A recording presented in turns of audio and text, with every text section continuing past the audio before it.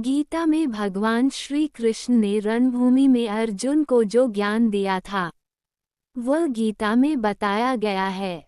गीता में कुल 18 अध्याय हैं और उन सभी का अपना अलग अलग महत्व है। आइए जानते हैं गीता के पहला अध्याय का महत्व क्या है।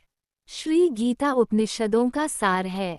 महाभारत युद्ध के समय रणभूमि में भगवान श्री कृष्ण ने अर्जुन को जो ज्ञान दिया था वह गीता में बताया गया है।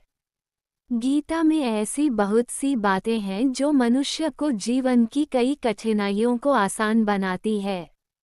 इतना ही नहीं, गीता पढ़ने पर मनुष्य को बहुत सी नई जानकारियां भी मिलती है।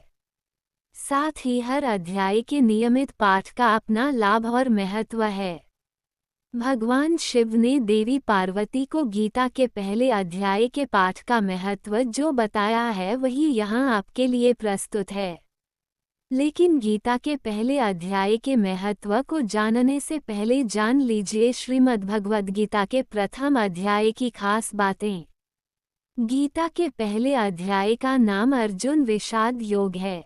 इस अध्याय में कुरुक्षेत्र के मैदान में उपस्थित बंधुओं और संबंधियों को सामने देखकर अर्जुन के मन में उठे विषाद और मनःस्थिति का वर्णन किया गया है, जिसे संजय धृतराष्ट्र को बताते हैं। गीता प्रथम अध्याय का महत्व। एक समय पार्वती जी ने पूछा है, महादेव जी, किस ज्ञान के बल पर संसार के सब लोग आपको शिव कहकर पूजते हैं? मृगछाला उड़े और अपने सभी अंगों में शमशान की विभूति लगाएं, गले में सर्प और नर मुंडों की माला पहने हुए हो। इनमें तो कोई भी पवित्र नहीं, फिर आप किस ज्ञान से पवित्र माने जाते हैं? तब महादेव ने उत्तर दिया कि हे प्रिय सुनो, मैं गीता ज्ञान को अपने हृदय में धारण करने से पवित्र माना जाता हूँ। इस ज्ञान से मुझे बाहर के कर्म नहीं व्यापते। तब पार्वती जी ने कहा कि हे भगवान, जिस गीता ज्ञान की आप ऐसी स्तुति करते हैं उसके श्रवण करने से कोई कृतार्थ भी हुआ है? महादेव ने उत्तर देते हुए कहा कि इस ज्ञान को सुनकर बहुत से जीव कृतार्थ हुए हैं और आगे भी होंगे। मैं तुम्हें एक पुरातन कथा कहता हूँ, तुम सुनो। एक समय पाताल लोक में शेषनाग की शैया पर श्री नारायण जी नैन मूंदकर आनंद में मग्न थे। उस वक्त भगवान के चरण दबाते हुए लक्ष्मी जी ने पूछा, हे प्रभु, निद्रा और आलस्य तो उन पुरुषों को व्यापता है जो जीव तामसी होते हैं, फिर आप तो तीनों गुणों से अतीत हो। आप तो वासुदेव हो, आप जो नेत्र मूंद रहे हों, इससे मुझके बड़ा आश्चर्य है। नारायण जी ने उत्तर देते हुए कहा, हे लक्ष्मी, मुझको निद्रा आलस्य नहीं व्यापता। एक शब्द रूप जो भगवद गीता है उसमें जो ज्ञान है उसके आकार रूप है। ये गीता शब्द रूप अवतार है। इस गीता में यह अंग है। 5 अध्याय मेरे मुख है, 10 अध्याय मेरी भुजा है, 16वां अध्याय मेरा हृदय और मन और मेरा उदर है, 17वां अध्याय मेरी जंघा है, 18वां अध्याय मेरे चरण हैं। गीता श्लोक ही मेरी नाड़ियां हैं और जो गीता के अक्षर है वो मेरा रोम है। ऐसा मेरा शब्द रूपी जो गीता ज्ञान है उसी के अर्थ में हृदय में विचार करता हूँ और बहुत आनंद प्राप्त होते हूँ।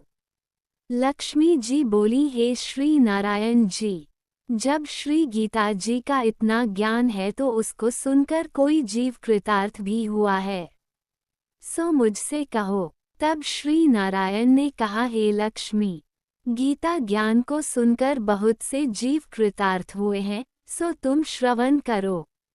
एक व्यक्ति था जो चांडालों के कर्म करता था और तेल नमक का व्यापार करता था।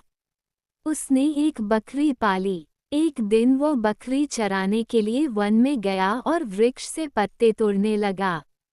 वहां उसे एक सांप से डंस लिया, जिससे वह तुरंत मर गया।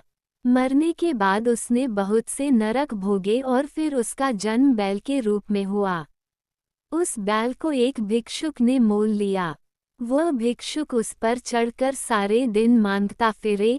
जो कुछ भिक्षा मांगकर लाता वह उसे अपने परिवार के साथ मिलकर खाता और वो बैल सारी रात द्वार पर खड़ा रहता। उसके खाने पीने का भी कोई ख्याल नहीं करता था और सुबह होते ही बैल पर चढ़कर फिर मांगने निकल जाता। जब बहुत दिन हो गए तो वह बैल भूख से गिर गया, लेकिन उसके प्राण नहीं निकले। नगर के लोगों ने देखा और उस बैल को कोई तीर्थ का फल दे तो कोई व्रत का फल दे, तब भी उस बैल के प्राण नहीं छूटे। एक दिन गणेका आए, उसने लोगों से पूछा ये कैसी भीड़ है, तो उन्होंने कहा कि इसके प्राण नहीं निकलते, अनेक पुण्यों का फल दे रहे हैं तो भी इसकी मुक्ति नहीं होती। तब गणेका ने कहा कि मैंने जो कर्म किया है उसका फल मैंने इस बैल को दिया है। इतना कहते ही बैल की मुक्ति हो गई। तब बैल ने एक ब्राह्मण के घर जन्म लिया। पिता ने उसका नाम सुशर्मा रखा। उसके पिता ने उसे पढ़ाया लिखाया। उसको अपने पिछले जन्म की सुध थी। उसने एक दिन मन में विचार किया, जिस गणेका ने मुझे बैल की योनि से छुड़ाया था उसका दर्शन करूं। विप्र चलते चलते गणेका के घर गया और कहा, आप मुझे पहचानती हैं? गणेका ने कहा, मैं नहीं जानती, तुम कौन हो? तब उसने कहा कि मैं वही बैल हूँ जिसको आपने अपने पुण्य दिए थे। तब मैं बैल की योनि से छूटा था। अब मैं विप्र के घर जन्म हूँ।